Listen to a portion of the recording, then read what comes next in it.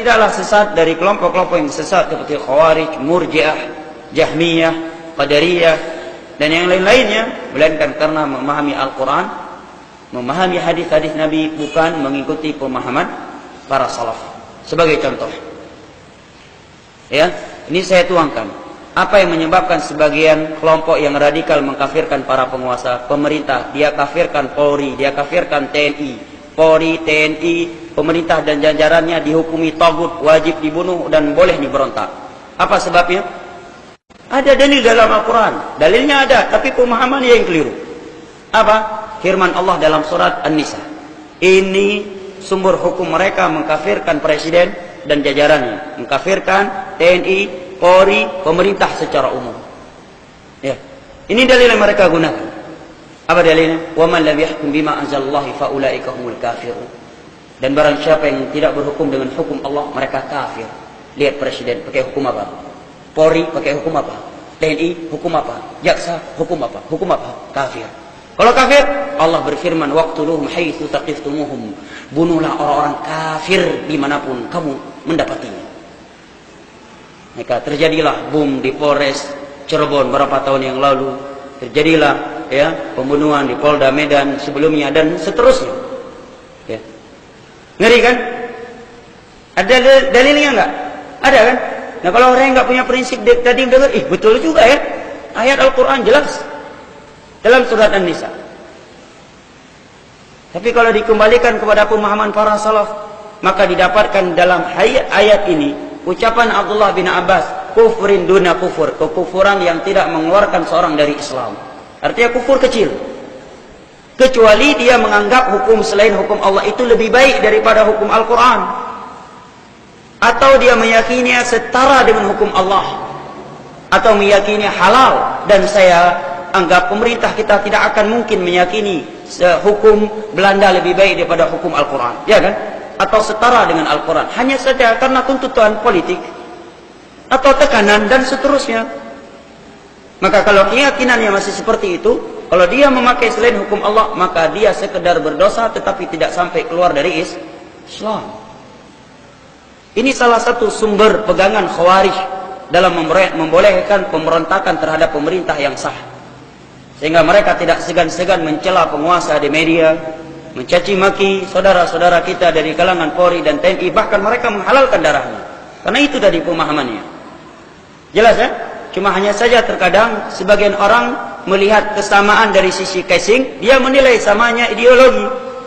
Ya, dia lihat ISIS berjenggot, ISIS berjubah, ISIS bercelana cingkrang, istri-istrinya bercadar, ini sama ratakan semua hukumnya. Pada istri Nabi juga bercadar.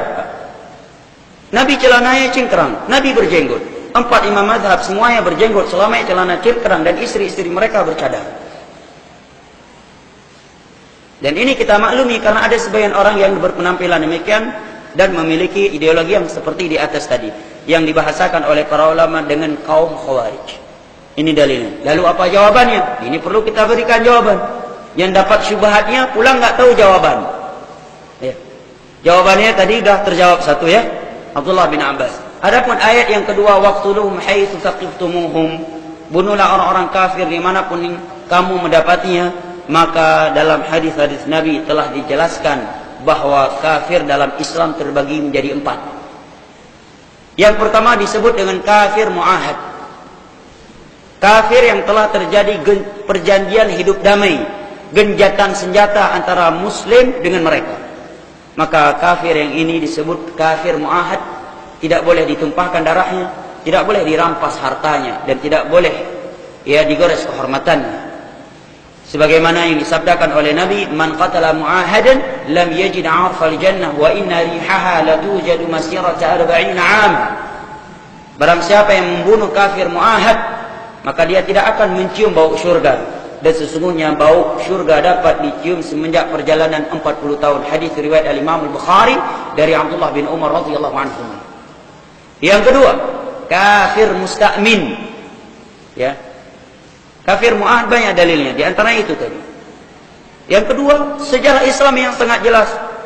Perjanjian hidup damai antara Nabi dan kaum muslimin dengan Yahudi Madinah, Bani Quraidah, Bani Nadir, ya kan? perjanjian hidup damai antara Nabi dan kaum musyrikin Mekah yang beberapa tahun sebelumnya bertempur, berperang, perang Badar, perang Uhud, Khandaq, ya, yang mereka membunuh dan membantai dan memutilasi beberapa para sahabat. Kemudian di tahun ke-6 Hijriah terjadi kesepakatan hidup damai. Ya, perjanjian tersebut tertulis selama 10 tahun. Namun sebelum 10 tahun mereka telah menyelisihinya. Ini diantara dalil bahwa kafir muahad tidak boleh dibunuh. Ya, jangan malah kita senang ketika ada pengeboman di gereja Prancis dan yang semisalnya. Ini adalah perbuatan yang bertentangan dengan Islam. Loh, Ustaz, orang kafir dibunuh. Ustaz membela orang kafir, siapa bilang? Kita tidak membela orang kafir, tapi kita ingin menerangkan prinsip Islam. Ya. Apakah ketika Nabi mengambil kesepakatan damai dengan Yahudi Madinah dan kaum musyrikin Mekah berarti Nabi memuliakan dan mencintai orang kafir? Tidak. Lihat bagaimana hancurnya nama Islam ketika terjadi pengeboman di gereja Prancis. Namun yang anehnya sebagian dai-dai malah memuji aksi tersebut yang telah mencemar nama Islam dan bertentangan dengan hadis Nabi tadi. Nah, yang kedua adalah kafir musta'min, kafir yang masuk ke negeri kaum muslimin karena ada jaminan keamanan dari oknum muslim baik yang lemah maupun yang kuat, dan juga dari pemerintahnya. Ini haram dibunuh, harus dijaga harta, darah dan kehormatannya. Hadisnya cukup banyak. Di antaranya adalah hadis Ummu Hani dalam riwayat Imam Muslim. Nabi SAW disampaikan oleh Ummu Hani bahwa ada seorang musyrik Mekah yang masuk ke Madinah dengan jaminan Ummu Hani, seorang wanita, saudari kandungnya Ali bin Abi Thalib radhiyallahu anhu. Maka masuklah musyrik Mekah ini. Maka ketika para sahabat melihat ada musyrik Mekah di tengah-tengah mereka di Madinah, mereka ingin membunuhnya. Mengingat bagaimana perbuatan dan penyiksaan mereka dahulu di Mekah terhadap kaum muslimin. Maka Ummu Hani datang kepada Nabi dan menyampaikan, "Wahai Rasulullah, aku telah menjamin keamanan untuk oknum musyrik Mekah masuk ke Madinah. Tetapi beberapa sahabat ingin membunuhnya." Maka Nabi marah dan menyatakan, "Laqad ajarna man ajarti ya Ummu Hani." Wahai Ummu Hani, saya telah menjamin keamanan untuk oknum musyrik yang kamu jamin. Kemudian Nabi juga menyatakan, "Inna yadal muslimina wahidah." Sesungguhnya kejaminan kaum mukminin itu satu. Apabila salah satu di antara mereka telah memberikan jaminan kepada sebagian orang, maka yang lainnya harus menghormatinya. Jangan beralasan dia yang ngasih visa ke turis kan pemerintah, bukan saya. Iya, Nabi menyatakan apabila ada oknum muslim telah memberikan jaminan kepada oknum non-muslim, maka muslim yang lainnya harus menjaganya. Jangan malah kita senang dan bangga serta memuji aksi bom bunuh diri, bom Bali 1 dan bom Bali 2. Ini bertentangan dengan akidah Islam. Ya, dan ini telah mencemarkan nama Islam. Kalau dia beralasan turis-turis datang masuk mereka untuk bermaksiat, maka yang menanggung dosanya adalah yang mengeluarkan visanya. Adapun kita tetap menjalankan peraturan yang telah digaris oleh Rasulullah SAW. Allah juga berfirman di dalam surat At-Taubah, "Wa in ahadun minal musyrikin istajaraka fa'ajirhu hatta yasma'a kalam Allah thumma ablighu ma'manah. Dzalika bi'annahum qaumun la yafqahun." Apabila ada oknum non-muslim kaum musyrikin menawarkan dirinya sebagai karyawan bekerja di tempatmu, maka angkatlah dia sebagai karyawan kerjamu, sehingga dia dapat mendengarkan lantunan-lantunan Al-Quranul Karim yang akan membuka pintu hidayah untuknya, dan sampaikan dan sempurnakan jaminan keamanan untuknya. Dan juga prakteknya Nabi SAW di masa itu, sebagaimana kisah Ummu Hani tadi. Ya. Ini yang kita sayangkan. Ya. Malah sebagian orang senang ada bom Bali. Dia menganggap ini bentuk pembelaan terhadap Islam, jihad. Ya. Bahkan menganggap mati langsung dijemput oleh bidadari dan langsung masuk syurga. Emang yang syurga buatan nenek kita. Seenaknya kita menyatakan langsung dijemput oleh bidadari. Dan Nabi menyatakan tadi yang membunuh kafir mu'ahad tidak akan mencium bau syurga. Dan kafir musta'min masuk dalam kategori muahad juga, karena kita telah menjanjikan keamanan, kenyamanan, ketentraman untuknya. Dan betapa banyak hancurnya nama Islam, betapa sering hancurnya nama Islam gara-gara aksi seperti ini yang mengatasnamakan Islam. Mengatasnamakan Islam, berpenampilan Islam. Sehingga nama Islam yang tercoreng. Bahkan beberapa negeri kafir, orang yang bernama Muhammad dipersulitkan di immigration. Gara-gara terjadi bom bunuh diri di negara-negara muslim. Coba ke beberapa negeri kafir yang tetangga kita. Nama muslim aja berjam-jam diperiksa. Ya, karena namanya Muhammad. Ya, karena berjenggot di imigrasi berjam-jam. Ya.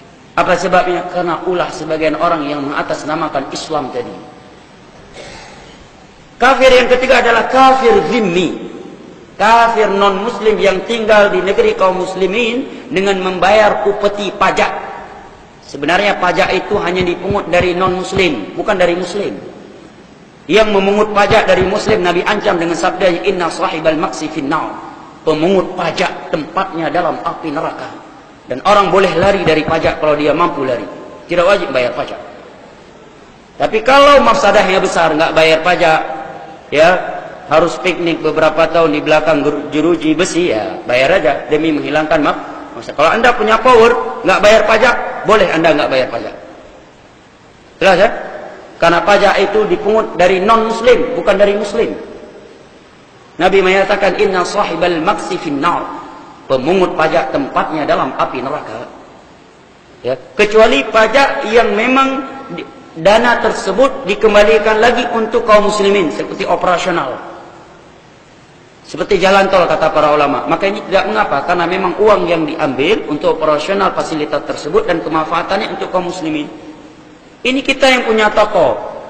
Kenapa pihak pajak yang minta dapat persen tiap bulannya, tiap tahunnya? Bahkan tanah kuburan ada pajak sekarang, betul nggak? Belum lama ada seorang teman saya, ya, pulang ke Makassar untuk membayar pajak tanah kuburan bapaknya. Ya, Aceh belum ya, tanah kuburan ya, belum kena pajak kan? Ini tanah kuburan udah kena pajak. Padahal pertanyaan mungkar dan nakir aja udah lewat dia, masih ditagih pajak. Pertanyaan mungkar dan nakir aja udah lewat, udah bertahun-tahun dalam kuburan. Tapi sama pajak belum lewat dia, belum selesai. Ini kafir zimmi. Kafir yang seperti ini tidak boleh ditumpahkan darahnya. Harus dijaga hartanya. Dan tidak boleh digores kehormatannya. Sebagaimana yang Allah firmankan dalam surat At-Taubah, hatta yu'tul jizyata ayyadi wa hum saghirun. Ketika mereka telah memberikan upeti, menyerahkan pajak dalam keadaan mereka tunduk dan hina, maka tidak boleh lagi diperangi. Yang keempat, barulah kafir yang halal darah dan hartanya. Yang disebut dengan kafir harbi. Kafir di medan perang, yang sedang berperang dengan kita. Inilah yang dimaksud oleh Allah dalam ayat tadi. Waqtulum haitsu taqiftumuhum. Bunuhlah orang-orang kafir dimanapun kalian mendapatinya. Kafir yang nomor 4. Itu pun kalau wanita nggak boleh dibunuh. Anak-anak kecil tidak boleh dibunuh.